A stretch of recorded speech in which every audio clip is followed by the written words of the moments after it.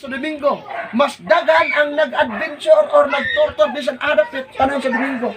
Mo nang nasuko ang Ginoo ni anak. Nga naman, mas wala sila'y panahon sa Ginoo, mas dagan silang panahon sa ilang trabaho, daghang panahon sa laag, daghang panahon sa mga bisyo, pero walay panahon sa Ginoo. Mo nang ang Ginoo ingon sa dinhi sa 23, bumalik kamo sa akong pagbadlong. Ani karon ibubo ko ang akong kasuko sa ibabaw ninyo. Akong ipahibalo ang akong mga pulo.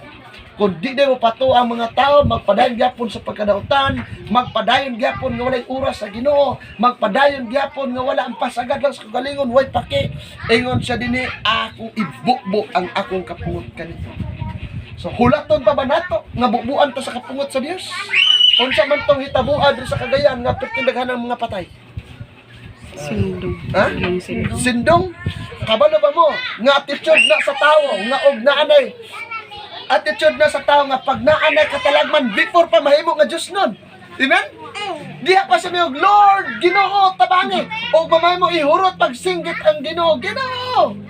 Pero ulay na ang tanan. Dili di na diha ta dapat magampo.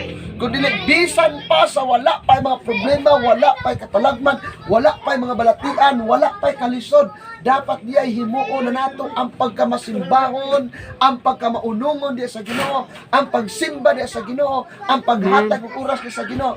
Dili nato hulaton nga ang Dios magbukbuk pa siya og kapungot para magbago. Amen. O, di ba? Hindot kayo. Sa dinhi nga, aniya karon ibukbuk ko ang akong espiritu sa ibabaw ninyo. Akong ipahibalo. Excuse. Akong ipahibalo ang akong mga pulong kaninyo.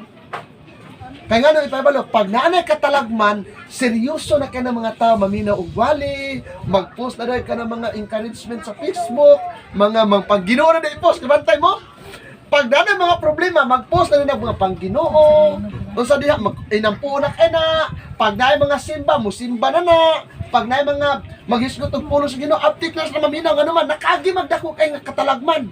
Unya, mo na nga, dili na ito hulaton. Kung dili, initiative ta karon pusang loob na kita muduol gid sa Ginoo aros pagsimba kanya.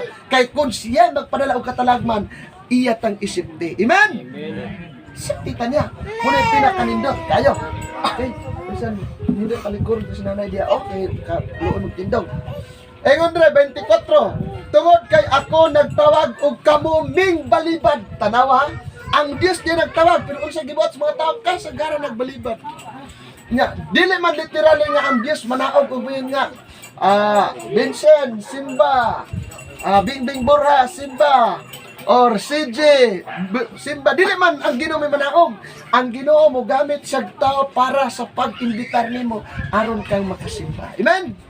Kay nga naman gamiton sa Dios ang tao, dili na sa kinahanglan pa manawag, na gamiton sa Dios para nga makasimba ka. Oh? Ayun siya. Tungod kay ako nagtawag og kamo mibalibad, kasagaran sa gibuhat sa mga tao karon balibad lang gyud, balibad gyud, wa koy panahon, wa koy oras, busy kaayo ko. Mo di kasagaran gibuhat sa mga tao karon. Busy kaayo ko, wa koy panahon, daghan kong trabaho. Ang gilitok gyud sa mga tao karon busy o wala sila'y panahon sa pagsimba. Doon ay usara gid ka bersikulo nga ilang itimanan, bisag wala ko nagsimba, nagampo ko sa kumbalay. Di ba? Naman na, pero tama na, dili na sayop. Insakto nang mag-ampo ta sa balay. Insakto na. Pero kay insakto man pud ang musimba ta, kay sugo man na. Di ba?